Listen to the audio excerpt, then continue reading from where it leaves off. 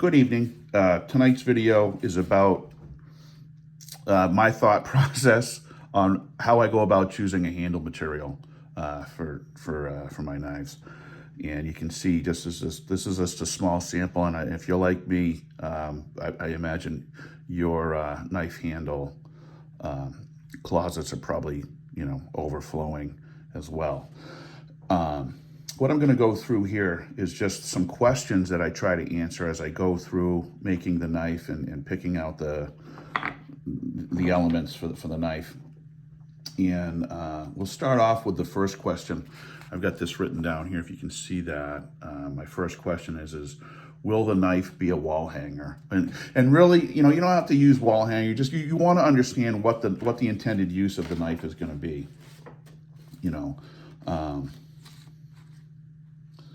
I'm a big fan of, the best knife to have is the one that's on you. So if it's not carryable, what purpose is it really serving? But anyway, will the knife be a wall hanger? If it's going to be a wall hanger, then it opens up options for you, because you're not going to really care about how. You can prioritize things like how beautiful the wood grain is, for example, over something, even though it's less sturdier than something that has wood grain that's not as appealing. Another thing that I like to find is, does the maker provide scales or blocks that are square? That is something I've learned that over the course of making knives, that I value a square piece of handle material over something that isn't square. So even though this piece is beautiful, it doesn't really matter that it comes shiny and finished like this, because you're going to end up grinding this all off anyway. So it doesn't. So I'd rather have them spend their time, making it square than making it, making it, shiny. You can see that one's not quite square on the bottom over here. So there's makers of handle material that do produce their handles square. So that's some. I'm not saying don't pick the other ones. I just my preference is to find ones that are square. Then the other question I have is, so if it's wood, or I guess you can even do it antlers, but if it can be stabilized, it should be stabilized. Now there's a short list of wood that doesn't need to be stabilized because of the characteristics of that wood, either the grain. This is a block of Thuya burl, for example. This has got a lot of oil in it. Doesn't need to be stabilized. It wouldn't actually, the stabilization process wouldn't work the way it was intended with this, for example. And what the stabilization process is intended to fill the voids. You can see this piece here. This has got a lot of, this is a burl.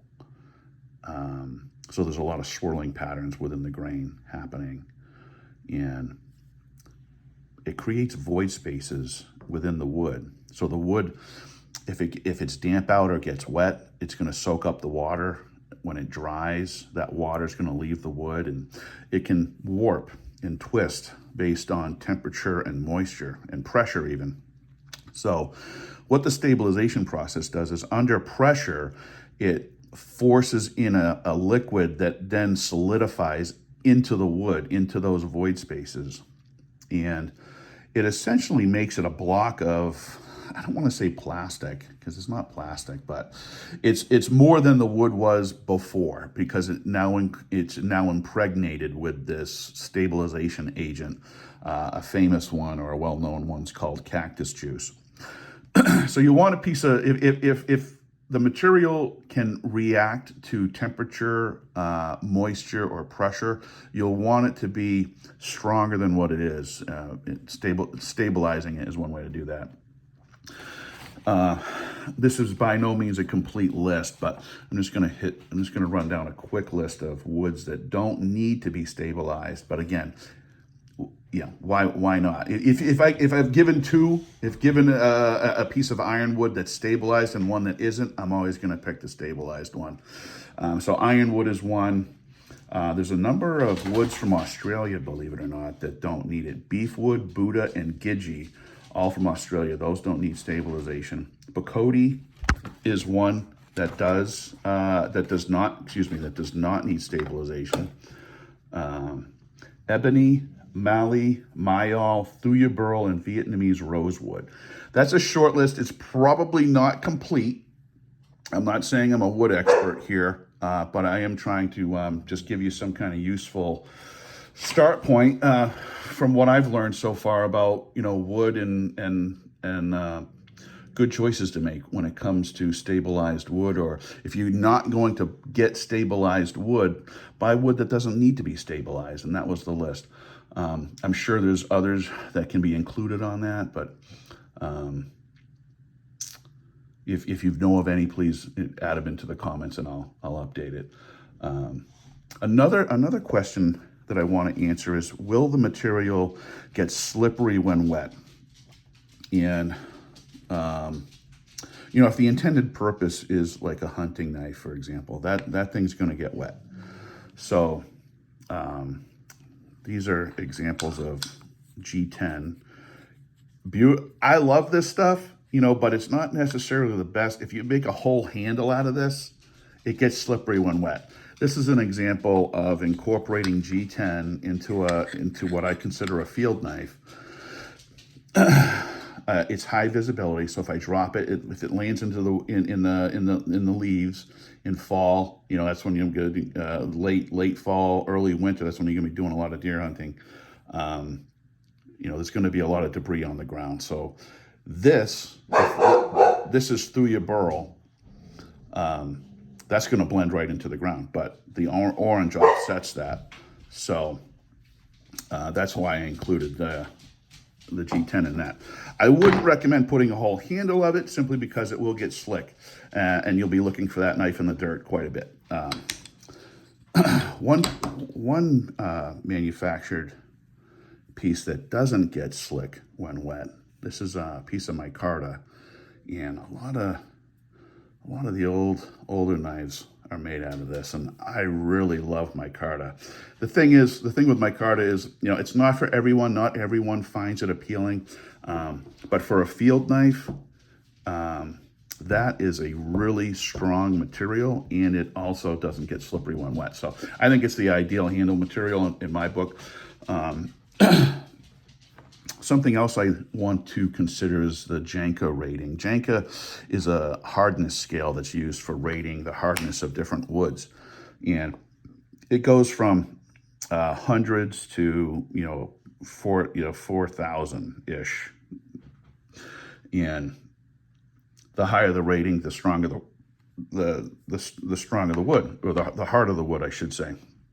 Not necessarily stronger. And I don't know if it does. It's certainly not the characteristic that I'm prioritizing first. I'm prioritizing whether or not it's stabilized and whether or not it's square. That's what I'm doing. I'm not telling you that's what you have to do. I'm just saying I'm considering the purpose of the knife, and then applying an appropriate handle material to that purpose. If it's a wall hanger, virtually anything, I can use anything. But if it's going to be a hard use field knife, I'm going to want something that doesn't get slick and doesn't react to the elements, and is strong. And in my book, micarta checks all the blocks. There's some wood though. I do make them with wood, and then finally, is high vis a consideration? I've already kind of talked about that with this knife here. A lot of the experienced hunters that I've spoken to, even though I've made some knives with antlers, they say that when an antler gets wet, it gets slick. So that makes sense to me. And what they would rather have is something that they can find in the dirt quickly, because think of this, they're going to be processing the deer, getting it out of the field, and it's on the ground. They're going to be on the ground. the knife's going to end up on the ground at some point, most likely. So trying to find that at early dawn or dusk conditions, it's almost to the point where I want to add glow-in-the-dark liners. I think that's a really good option. Something that I haven't done yet, but I will. I haven't found a liner, a glow-in-the-dark material that's strong enough. I have a feeling that the stuff that I have right now will wear away with use, I think. But anyway, that's I just wanted to share with you, some thoughts. I just don't grab what I think is a beautiful piece of wood and slap it on the back of a knife, because sometimes I'll do that knowing that the knife's going to be a wall hanger. And what I mean by, I'm not trying to insult wall hangers. By wall hanger I mean they could go into a shadow box. They could go on a wall mounting. It's just a conversation piece. This one, for example, this one's from my nephew. So it was in an earlier video of mine, but I'm not expecting him to be carrying this around. He can do whatever he wants with it. But this is really I might give this to him mounted in a frame or mounted on one of my deer antler stands like that. I don't know yet, but anyway. I'm not trying to pretend that I have this whole thing figured out. I just wanted to share my thoughts on what I consider things that I consider when I'm assembling or choosing out handle materials. So hope you got something out of it. Thanks.